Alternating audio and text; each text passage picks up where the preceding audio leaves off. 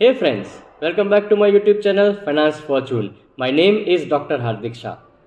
दोस्तों आज हम बात करने वाले हैं मिड कैप कैटेगरी के म्यूचुअल फंड की स्कीम्स के बारे में। जी हाँ दोस्तों, आज के वीडियो के अंदर मैं आपके साथ शेयर करने वाला हूँ top 5 mid cap mutual fund की स्कीम की डिटेल्स। यहाँ पर मैं ये वीडियो के अंदर आपके साथ बताने वाला हूँ।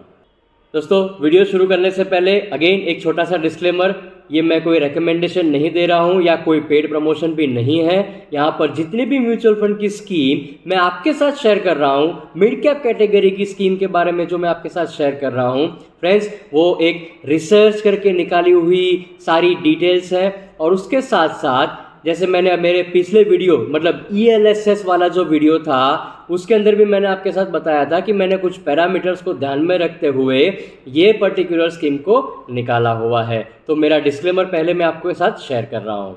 अगर अभी तक आपने मेरे चैनल को सब्सक्राइब नहीं किया हुआ है तो सब्सक्राइब बटन को क्लिक करो और बेल आइकन को दबाना मत भूलना, ताकि जितने भी मेरे फ्यूचर के वीडियो आने वाले हैं उसका नोटिफिकेशन आपको पहले मिल जाए। तो दोस्तों चलिए शुरू करते हैं टॉप 5 मिड कैप कैटेगरी की म्यूचुअल फंड की स्कीम्स के बारे में। फ्रेंड्स जैसे मैंने डिस्क्लेमर के अंदर बोला कि ये जो mutual fund mid cap mutual fund की जो स्कीम आपके साथ मैं डिस्कस कर रहा हूँ वो कुछ पैरामीटर को ध्यान में रखते हुए कर रहा हूँ। वो जस्ट पैरामीटर मैं आपको बता दूं कि कौन कौन से मैंने फैक्टर्स या कौन कौन से ऐसे पैरामीटर्स है जिसको मैंने ध्यान में रखा हुआ है। फ्रेंड्स पहला पैरामीटर जो मैंने ध्यान में रखा हुआ है वो है क्रिसिल का रैंकिंग। नंबर 2, यहाँ पर मैंने जो फंड साइज रखी है इस बार 10,000 करोड़ से ज़्यादा जितने भी फंड है जो मिड कैप के अंदर है उनको मैंने यहाँ पर इंक्लूड किया हुआ है।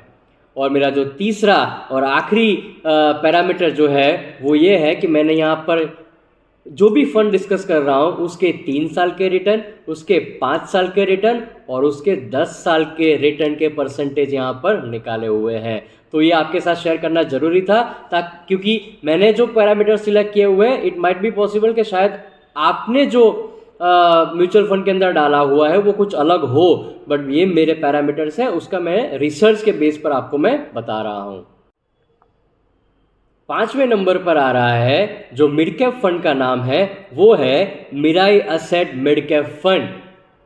फ्रेंड्स अगर मैं इसकी NAV की बात करूं तो NAV मेरे पास जो भी निकाली हुई है वो 14 दिसंबर की निकाली हुई है और Mirae asset mid cap fund की जो NAV है वो 28 के आसपास की है। अगर मैं उसकी फंड साइज की बात करूं तो 12,800 करोड़ से भी ज़्यादा का fund size Mirae asset mid cap fund के पास है। अगर मैं पिछले 3 साल के रिटर्न की बात करूं तो ये पर्टिकुलर फंड ने 27.60% का रिटर्न दिया हुआ है। फ्रेंड्स इसको मैंने 5th पोजीशन पर इसीलिए रखा हुआ है कि ये फंड नया है इन द सेंस ये फंड की शुरुआत हुई थी 2019 के अंदर और 2019 के अंदर इसकी शुरुआत हुई है तो हमारे पास 5 साल और 10 साल का डेटा अवेलेबल नहीं है और उसी वजह से मैंने ये फंड को 5th रैंकिंग दिया हुआ है। क्रिसिल के रैंकिंग की बात करें तो क्रिसिल ने भी ये पर्टिकुलर फंड को 4 स्टार का रेटिंग दिया हुआ है। तो फ्रेंड्स 5वें नंबर पर Mirae mid cap fund. Friends चौथे नंबर पर आ रहा है आप सबकी और मेरी भी फेवरेट कंपनी का नाम है AMC का नाम है SBI magnum mid cap fund. अगर मैं SBI magnum mid cap fund के NAV की बात करूं, अगेन 14 दिसंबर की NAV मेरे पास निकाली हुई है तो कंपनी की जो AMC के जो फंड की जो NAV है वो 192.66 192 के आसपास की NAV है।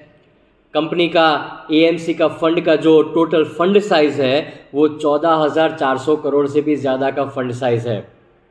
क्रिसिल के रेटिंग की बात करूं तो क्रिसिल ने ये पर्टिकुलर फंड को 4 स्टार का रेटिंग दिया हुआ है। और फ्रेंड्स अगर मैं पिछले 3 साल के रिटर्न की बात करूं तो ये पर्टिकुलर फंड ने 29% का रिटर्न दिया हुआ है। अगर मैं पिछले 5 साल के रिटर्न की बात करूं तो ये फंड ने करीबन 22.34% का रिटर्न दिया हुआ है। और अगर पिछले 10 साल की मैं रिटर्न की बात करूं तो ये पर्टिकुलर फंड ने on an average yearly basis पर 20.69% का रिटर्न आपको मिला हुआ है। तीसरे नंबर पर आ रहा है जो फंड का नाम है वो है निप्पॉन इंडिया ग्रोथ फंड। जी हाँ फ्रेंड्स, ये भी एक मिड कैप का मिड कैप कैटेगरी का फंड है। अगर मैं निपॉन इंडिया ग्रोथ फंड के एनएवी की बात करूं, 14 दिसंबर की एनएवी की मैं बात करूं तो करीबन 3,153 रुपये की ये पर्टिकुलर फंड की एनएवी है। अगर मैं टोटल फंड साइज की बात करूं तो 21,000 करोड़ से भी ज़्यादा का फंड साइज ये पर्टिकुलर फंड के पास अवेलेबल है। अगर मैं क्रिसिल के रेटिंग की बात करूं तो क्रिसिल ने भी ये पर्टिकुलर फंड को 4 स्टार का रेटिंग दिया हुआ है। और अगर मैं पिछले 3 साल के रिटर्न की बात करूं तो ये फंड ने करीबन 32%, 31.99% का रिटर्न दिया हुआ है। 5 साल के रिटर्न की मैं बात करूं तो ये फंड ने 24.39% का रिटर्न दिया हुआ है। और अगर मैं पिछले 10 साल की बात करूं तो ये पर्टिकुलर फंड ने अप्रॉक्सीमेटली 21% का ऑन एन एवरेज आपको ईयरली रिटर्न दिया हुआ है। तो मेरी जो लिस्ट के अंदर जो तीसरा आया है उसका नाम है निपॉन इंडिया ग्रोथ फंड। अगर मैं दूसरे नंबर की बात करूं तो फ्रेंड्स, दूसरे नंबर पर जो फंड आ रहा है मिड कैप कैटेगरी का, उसका नाम है कोटक इमर्जिंग इक्विटी फंड। दोस्तों, कोटक इमर्जिंग इक्विटी फंड की एनएवी की बात करते हैं, 14 दिसंबर की बात कर रहा हूँ। ये फंड की एनएवी 98 के आसपास की है। अगर मैं फंड साइज़ की बात करूं तो क्या बढ़िया फंड साइज़ ये पर्टिकुलर एएमसी के पास है। अप्रॉक्सीमेटली 36,500 करोड़ से भी ज़्यादा इनके पास फंड साइज़ है। अगर मैं क्रिसिल के रेटिंग की बात करूं तो क्रिसिल ने भी इसको 3 स्टार का रेटिंग दिया हुआ है। अगर मैं पिछले 3 साल के रिटर्न की बात करूं तो ये पर्टिकुलर फंड ने on an average yearly basis पर 26.62% का रिटर्न दिया हुआ है। और अगर मैं पिछले 5 साल के रिटर्न की बात करूं तो ये फंड ने 21.76% का रिटर्न आपके साथ शेयर किया हुआ है। और अगर पिछले 10 साल के रिटर्न की मैं बात करता हूं तो ये पर्टिकुलर फंड ने अप्रॉक्सीमेटली 23% का रिटर्न आपको कमा के दिया हुआ है। तो मेरी लिस्ट में कोटक इमर्जिंग इक्विटी फंड को दूसरा नंबर मिला हुआ है। दोस्तों, टॉप पर जो पहला नंबर आ रहा है मेरी रिसर्च के अनुसार, जो टॉप मिड कैप फंड अभी जो चल रहा है उसका नाम है HDFC mid cap opportunity fund.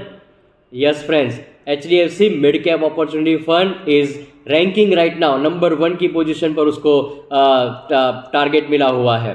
Friends, अगर मैं ये particular HDFC mid cap opportunity fund की एनएवी की बात करूं 14 दिसंबर की, तो वो एनएवी निकल के आई है 146 की निकल के आई हुई है।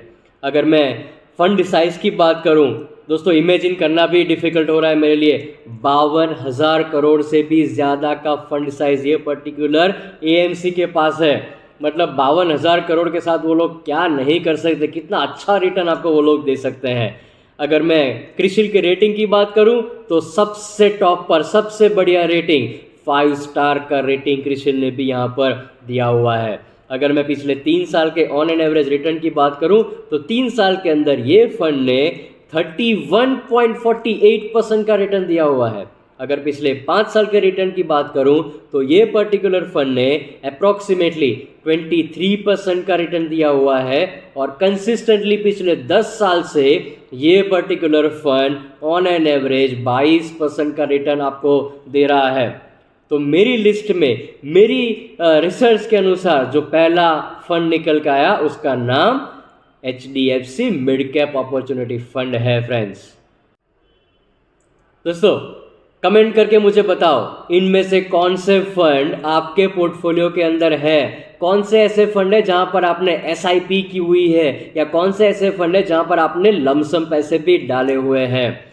मेरी लिस्ट के अनुसार, मेरी रिसर्च के अनुसार 5 फंड का नाम मिड कैप कैटेगरी से मैंने आपके साथ शेयर किया। फ्रेंड्स, ये वीडियो आप अपने फ्रेंड्स के साथ बहुत शेयर करो, क्योंकि अगर उनको पैसे डालने हैं तो एटलीस्ट आइडिया आएगा कि जो आज की डेट में जो टॉप 5 में चल रहे हैं मिड कैप कैटेगरी में वो कौन कौन से फंड्स हैं। Friends, thank you for watching my video. Thank you so much.